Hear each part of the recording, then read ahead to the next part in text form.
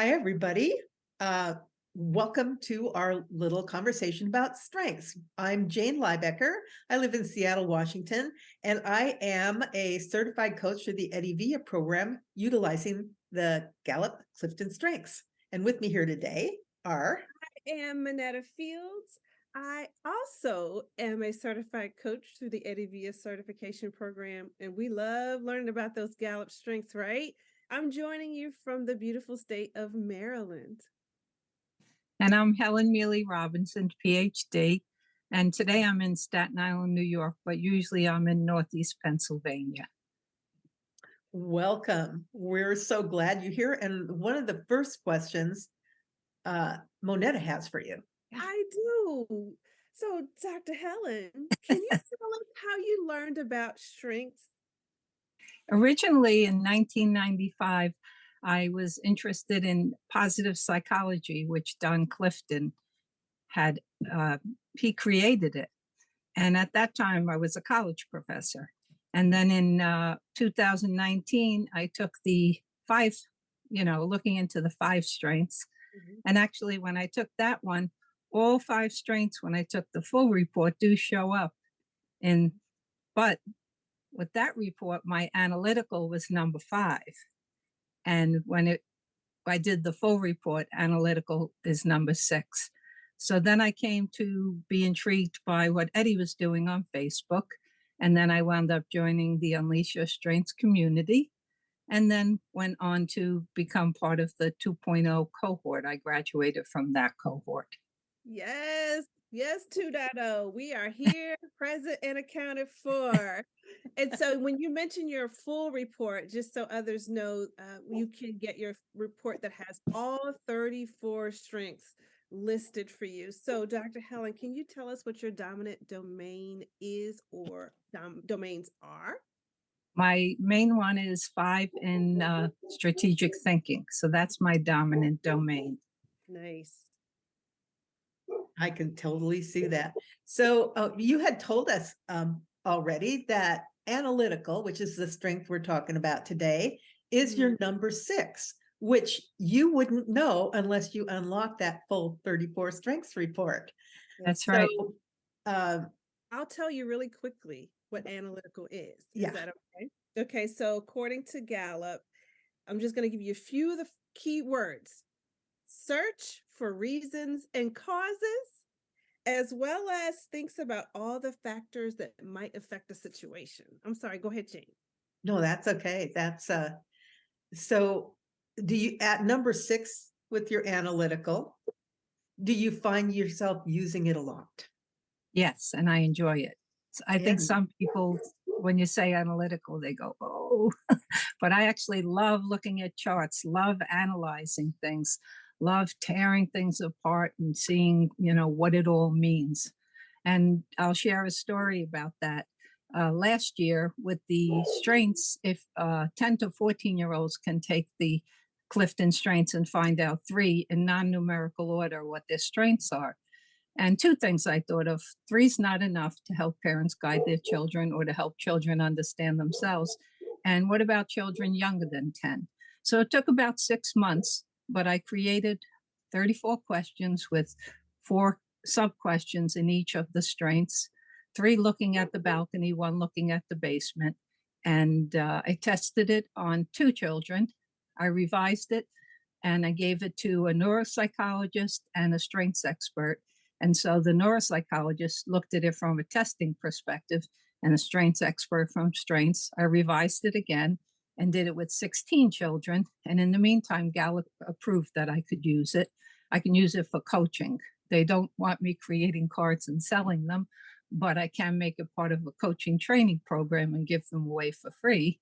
So you can figure out for children 8 to 16 what their strengths are. And the analytical fun part for me is not only analyzing the children, but then I can put them compared to their parents or their siblings. And you see, there was one family where both parents are high relator, but their one daughter is woo. So I said, when you're in social situations, let her take the lead.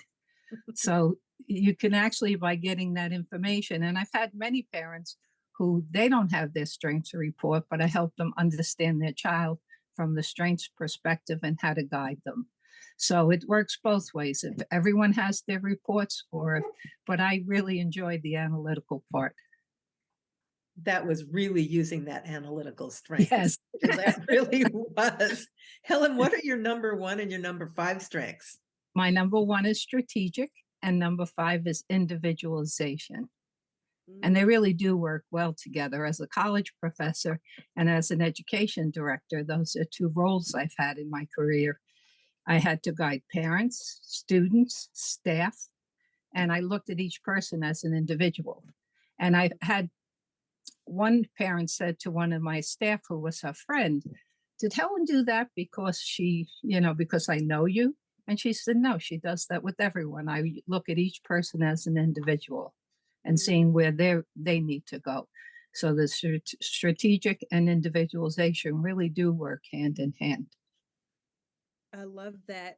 You answered our next question. So, which was, tell us how you use it. And you just gave us a perfect example, and you gave us how they play together. So, I guess Jane, it's up to you now. So, and you've told us a little bit about this too.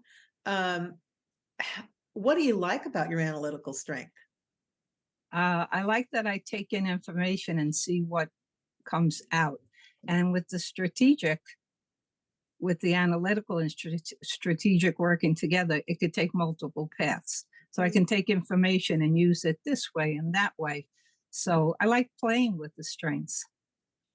We are so grateful for educators who are analytical, who are strategic, and who have individualization high. As a parent, thank you.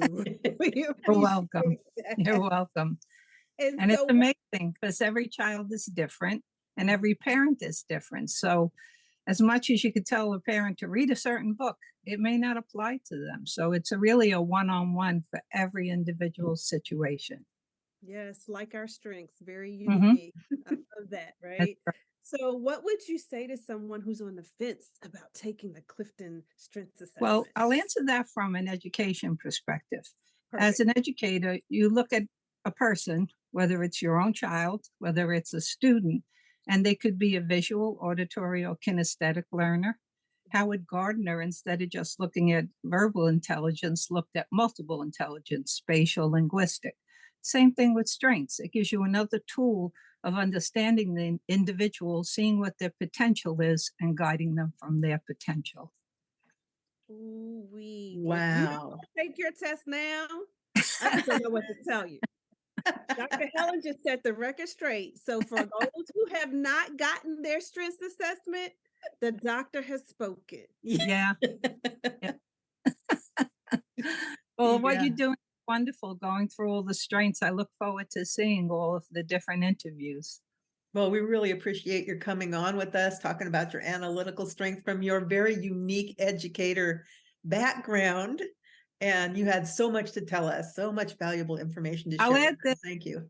I did do it from an educator perspective, but from a parent perspective, with the individualization, the analytical, and the strategic, with my own 3 children as they were growing up, if they took a test, I would say, "Did you try your best?" And if the answer was yes, and they would be honest with me, I didn't study enough. But if the answer was yes, I would say that's all you could do. So it's that same idea. With the strengths, you accept them as who they are, as opposed to, well, they have to get a 90. No, they have to be who they are. So whether it's from a parent perspective, an educator, or just all of us accepting ourselves with our own strengths, we get to be who we are. Yes. And Yes, we we love did. who you are. Thank you so much.